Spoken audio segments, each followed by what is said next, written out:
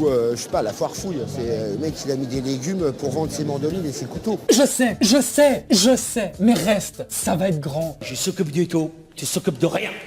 Ça sent pas l'hédonisme quand même, c'est pas public de forte gueule, le vegan, ça doit lire, ça doit se faire du bien, ça doit se papouiller, mais ça passe pas souvent à table. Où sont les poulards? J'ai faim. Où sont les rôles, les rôtis, les saucisses? Ça passe pas souvent à table. Où sont les fèves, les pâtés de serre? Qu'on ripaille à plat ventre pour oublier cette injustice. Y a pas quelques soissons avec de la bonne choivre? Ça passe pas souvent à table. Un porcelet, une chèvre en rôti, quelques signes blancs bien poivrés.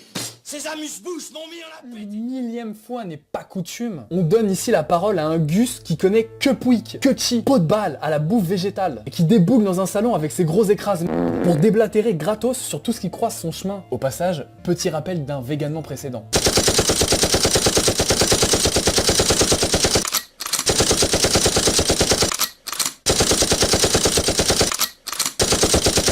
C'est bon, voilà, c'est bon. Moi je suis un peu un critique gastronomique, je suis un peu bas du front, mais il y a quand même un côté très militant. Ce qui n'est pas un reproche, mais attention aussi qu'au nom de leur combat, ils en oublient une nature, une chaîne alimentaire.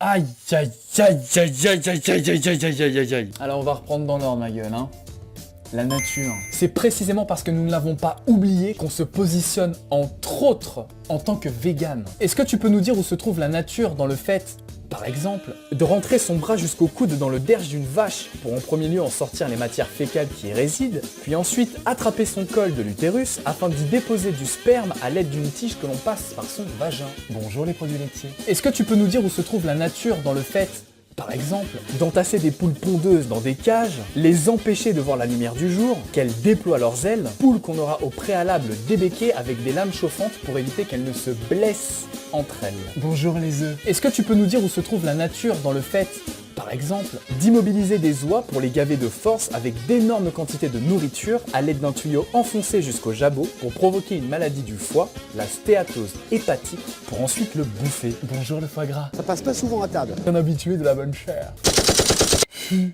Parce que c'est dans les meilleurs pots qu'on fait les meilleures soupes, ma gueule. Eh ouais.